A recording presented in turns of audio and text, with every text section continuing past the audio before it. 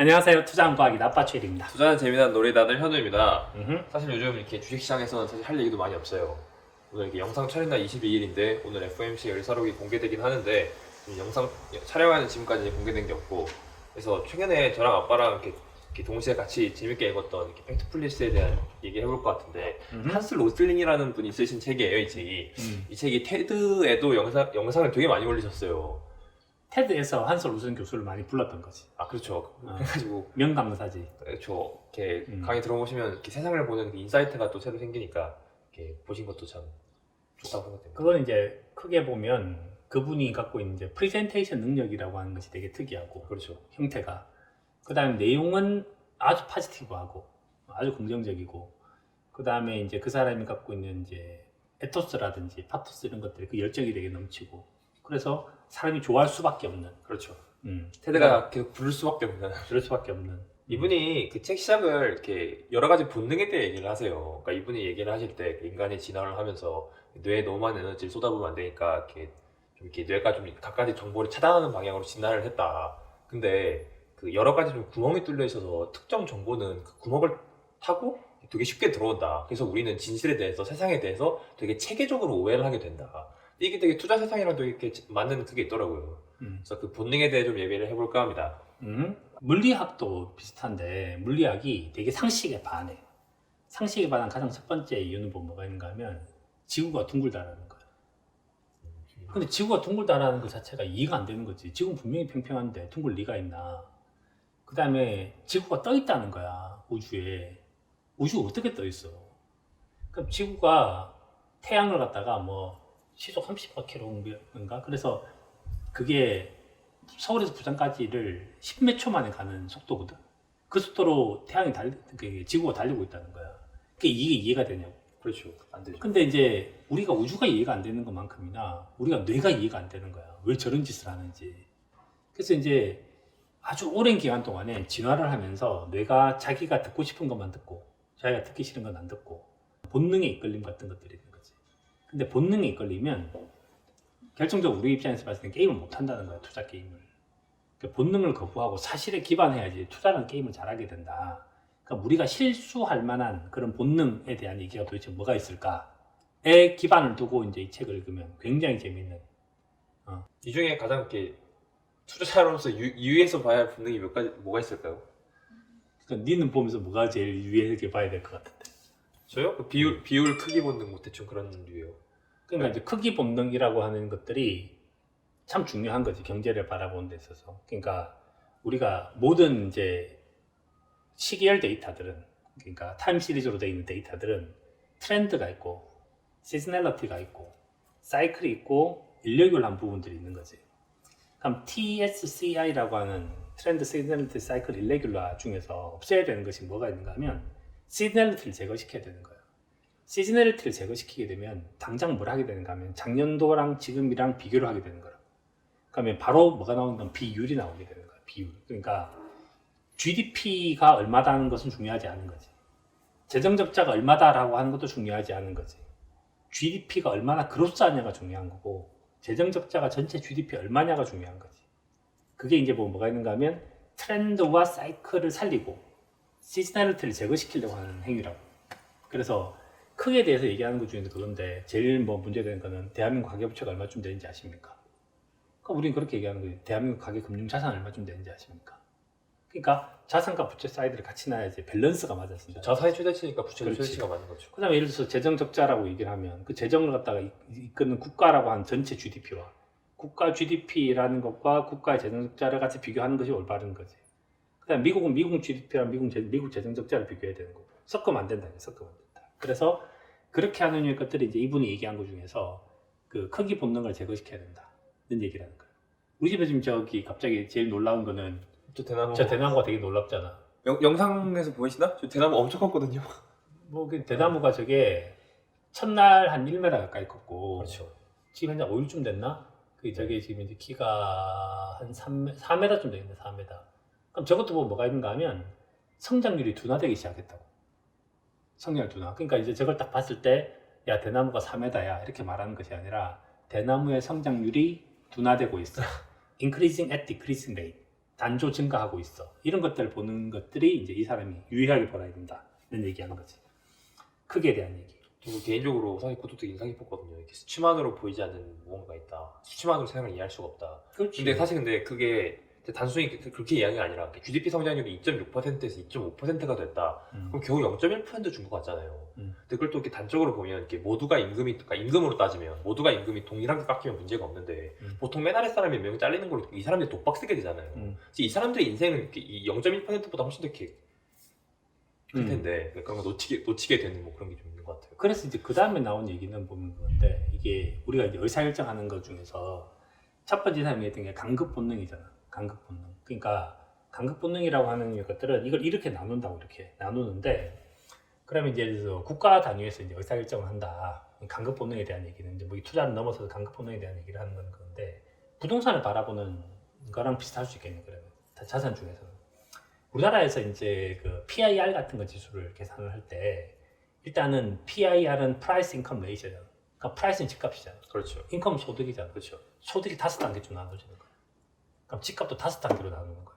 그러면 그러니까 가장 소득이 낮은 상황에서 가장 집값이 낮은 수준에 있는 거. 그러니까 집값을 갖다가 예를 들어서 뭐 1억부터 시작 10억까지 있다고 생각하면 집값도 집값을 5분위로 나왔어요. 5분위로 나누는 거지 이렇게. 그러면 프라이스 인컴 레이셔가 1분이 소득이 1분이 집 사는 거, 2분이 소득이 2분이 집 사는 거, 3분이 소득이 3분이 집 사는 거 이렇게 계산하는 것이 합리적이라고. 근데 이걸 갖다가 절대적인 평등에 대한 수준으로 생각을 해서 가장 좋은 집도 가장 소득이 낮은 사람도 사야 된다 이렇게 말하면 문제가 굉장히 복잡해진다. 심각해지죠. 그 PIR 같은 게 200 가까이 될 테니까. 그렇지. 그렇게 되면 이게 말이 되냐 이렇게 얘기를 하게 되는데 그래서 이제 뭐가 있는가 하면 그런 수준에서 판단을 해서 우리가 이제 딱 정할 때 어떻게 정하는가 하면 니는 표준말 하지 마. 아빠는 사투리 써. 니는 왜 표준말을 쓴다고 얘기한 줄 알아? 서울에서 거주하는 중산층 사람들이 쓰는 단어를 표준어로 하자고 정한 거야 국가가. 이렇게. 근데 아빠는 서울 사람이 아니니까 기본적으로 이걸 표준어를 한다고 얘기하지 않는다는 거야 그냥. 이렇게. 그러면 국가가 봤을 때 뭐가 있는가 하면 그 에버리지를 정해야 될 거 아닌가. 에버리지를. 그 에버리지를 정하는 위에 전략을 짜야 되는 거지. 그럼 예를 들어서 저소득자한테는 어떻게 페이버를 줄 거냐. 그래서 그런 걸 나눠주는 것들도 이제 여기 나와 있는 거지. 여기. 그래서 극단 이렇게 몰지 말고 구간을 정하라는 거야. 구간을. 그러니까 그러니까 이제 그 전체 GDP 그다음에 GDP가 이제 2.6에서 2.5가 됐을 때 그 아래 있는 사람도 고민해야 되지 않습니까? 당연히 고민해야 되는 거고 그거는 그렇게 또 나눠서 고민해야 되는 거지. 나눠서. 닌 독에서 뭐가 되게 인상적인데? 한솔 우생 교수님 제가 되게 굉장히 존경하는 분이시고 굉장히 똑똑한 분이신데 이분이 이렇게 그 공포와 두려움에 실수하신 얘기가 좀 많이 나와요. 이분이 이렇게 되게 좀 가난한 나라의 어떤 병원에 가셨는데 그래서 그 유행병 같은 게 퍼지고 있었대요. 근데 이분은 유행병이 아니라고 생각을 하긴 하셨는데 그래도 유행병일 것 같다는 생각을 지우실 수가 없으신 거예요. 그래서 시장이 그 시를 봉쇄합시다. 군을 불러다가 그래서 그분이 네 그럽시다라고 얘기하셨대요. 시는 이렇게 봉쇄가 되고 봉쇄하고 보니까 이게 꼭 그 시에 들어오셔야 되는 분이 계시잖아요. 그래서 이분이 버스가 봉쇄했으니까 직접 못 오시고 그 어선 같은 걸 타고 좀 이렇게 오세요. 낡은 어선을 타고. 근데 그게 그 뒤집혀가지고 다 돌아가셨거든요. 그래서 한스 교수님이 딱 오셔가지고 이분들이 왜 이 어선을 탔냐. 이 사람들이 시에 가야 될 중요한 일이 있었는데 시가 다 봉쇄해서 어선을 탄 것 같다. 근데 이건 결국에 유행병이 아니었거든요. 그래서 봉쇄할 이유가 없었거든요. 그래서 이분이 이게 두려움과 다급함에 빠지면 자기도 모르게 나쁜 선택을 하게 된다. 그렇지. 이것도 되게 인상 깊었어요. 그렇게 똑똑하신 분도. 그러니까 이게 다급함의 본능이라고 하는 것이, 그러니까 이게 또 이제 우리가 하는 것 중에서 투자에 대한 얘기를 또 하면 그런 건데, 왜 이제 워렌 버핏 할아버지가 부채를 쓰지 말고 투자를 해라라고 얘기를 하는가 하면 다급함에 빠지지 말라는 뜻이야. 다급함에. 그 다음에 예를 들어서 왜 그 사람이 이제 주식 시세판을 보지 않느냐. 다급함에 빠지지 않아야 되는 거야. 왜 뉴욕에서 투자를 하지 않느냐. 다급함에 빠지지 않아서 그러고. 그 다음에 아빠가 나한테 얘기했나 모르겠는데 템플턴 경. 네. 템플턴 경이 돌아가신 지가 10년 정도 안 됐을 거야 아마. 근데 그분이 전 세계 글로벌 투자를 처음 한 사람이거든. 근데 그 사람이 섬에 살았어. 섬에 살았는데 전 세계 직원들이 있을 거 아닌가. 네. 특파원들이. 네. 그렇게 얘기했대. 진짜 급한 일 있으면 편지 써요. 진짜 급한 일인데 전화기를 드는 게 아니라, 진짜 급한 일인데 메일을 보내는 게 아니라, 진짜 급한 일은 편지를 쓰래. 그 말은 뭔가 하면 네가 갖고 있는 게 뉴스지 팩트는 아니라는 얘기야. 그리고 공포에 질리지 말라는 얘기야. 그 얘기. 이렇게. 그 공포에 질리면 진짜 사람 위험해져. 이렇게 공포에 질리면 뭐밖에 안 나오는가 하면 파충류에 뇌가 작용을 하지 포유류에 뇌가 작동하기 힘든다고. 이렇게. 그러니까 인간처럼 판단하지 않는 거야. 내일이 안 보이는 거야. 지금 당장. 튀어야 된다는 생각밖에 하지 않는 거야. 아, 뒤에 지금 호랑이가 뛰어오는데 무슨 합리적인 판단을 해. 무조건 뛰어야지. 그러니까 다급함에 빠지기는 되게 위험한데 투자는 그런 게 있어. 금매로 사는 것만큼 좋은 게 없고 금매로 파는 것만큼 서러운 게 없어. 그게 다급함에 본능에 빠지면 일어나는 거지. 그러니까 뭐 그거는 뭐 너무 많은 일인데 근데 그 일을 없앨 수는 없어 사실은. 그러니까 그 다급함에 본능에 빠지지 않으려면 뭘 해야 되는가 하면 루틴이 있어야 되는 거야. 야구 선수가 0. 몇 초 만에 공을 쳐야 되잖아. 그러니까 루틴이 있어야 돼. 루틴이 있으면 그 문제 해결할 수 있는 거야. 그럼 예를 들어 어떤 사건 사고 딱 터졌어. 그럼 봐야 되는 게 있는 거야. 아, 난 채권금리에서 하이힐드 스프레드를 보겠다. 예를 들어서. 시스템적인 사고가 그렇지. 필요한. 시스템적인 사고. 자기 삶의 루틴. 그게 있으면 다급함에 본능에 빠졌을 때 똑같은 루틴으로 대처할 확률이 높은 거지. 그러니까 그걸 계속 반복하는 거, 연습하는 거. 그러니까 몸에 그게 익는 거. 이게 이제 이 본능을 막는 방법인 거야. 되게 좋은 얘기지. 다급함에 본능에 빠지는 거. 근데 그 사람이 쓴 단어 중에 제일 재밌다는 거였어. 편리한 두려움에 빠지지 마라. 그 말은 진짜 딱 보는 순간에 띵 이렇게 우리는 되게 편리하게 두려움에 빠지는구나. 편리하면 두려움에 빠진 게 그거야. 이거 이렇게. 그러니까 편리한 두려움에 빠져서 일단 팔고 보자. 그래야지 일단 마음이 편안하다. 그러니까 뭔가 네거티브 뉴스가 나오면 일단 먼저 빨리 팔고 싶은 거야. 빨리 튀고 싶은 거야. 이게 편리한 두려움인 거야. 근데 이 편리한 두려움에 빠져서는 안 된다. 네가 투자를 했던 의사결정을 해서 제일 처음에 샀을 때 의사결정이 확실하다면 팔 때도 의사결정이 확실해야 되는데 살 땐 진짜 열심히 연구해서 하는데 팔 때는 편리한 두려움에 빠져서 일단 팔고 봅시다 라고 하는, 그러니까 손절매를 대충 일단 하고 보는, 이건 되게 나쁜 본능이라는 거지. 이 사람이 말한 것처럼. 그러니까 네가 말한 것처럼 그렇게 똑똑한 사람도 이런 잘못된 의사결정을 하는데 그러니까 이게 얼마나 어려운 일일까. 이게 편리한 두려움은 인간한테 너무너무 오랫동안 각인된 정말 강렬한 본능이지.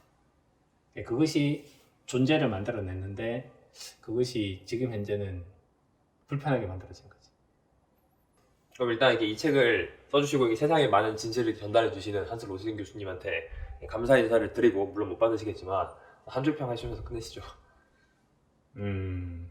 팩트풀리스는 참 이것도 이제 고민을 많이 하고 있었을 텐데 보나마나 팩트로 풀 가득 찼으면 좋겠다.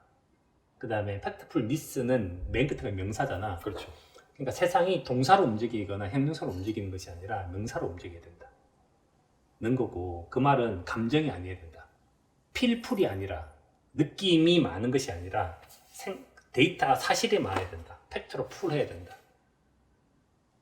그리고 팩트로 풀할 때 우리가 이제 훨씬 더 좋은 의사결정을 할 수 있다. 그래야지 사실에 기반한 의사결정을 할 수 있고 그것이 개인의 행복도, 집단 행복도, 국가 행복도 가져올 수 있다. 정도적으로 마무리하고 싶습니다. 근데 새삼스럽게 그 명사를 줬던 게 신기하기도 하네요. 아 그래? 네. 그러면 영상을 재밌게 봐주셔서 감사하고 뭐 저도 조만간 제 영상을 올려볼까 합니다. 많이 봐주셨으면 좋겠습니다. 수고하셨습니다.